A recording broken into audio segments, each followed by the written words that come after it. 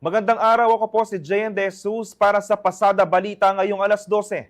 Maglalaan ang Bases Conversion and Development Authority o BCDA ng 50 million pesos para sa konstruksyon ng access road patungo sa bagong Pampanga Provincial Hospital na matatagpuan sa Changi Gateway Clark Global City. Sinabi ito ni BCDA President and CEO Engineer Joshua Bincang sa site inspection nitong Martes, July 8. Kasama rin sa aktibidad si Pampanga Governor Lilia at Vice Governor Dennis Pineda at ilang opisyal ng pamahalang panlalawigan. Dating Pangulo at 2nd District Representative Gloria Macapagal Arroyo, Board Chairperson Larry Paredes at mga kawani ng BCDA, bukod pa sa iba pang government officials.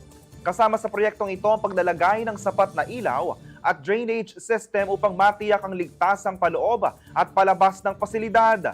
Nakatayo ang naturang ospital sa 9,259 square meter na lupa ng Clark Development Corporation sa ilalim ng Use of Rock Agreement sa pamahalang panlalawigan ng Pampanga.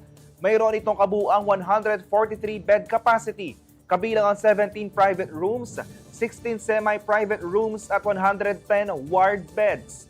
Inaasahang magbibigay ito ng mas malawak at dekalidad na serbisyo medikal, gaya ng diagnostic, clinical at ancillary services para sa mga residente ng Pampanga at karatig lugar.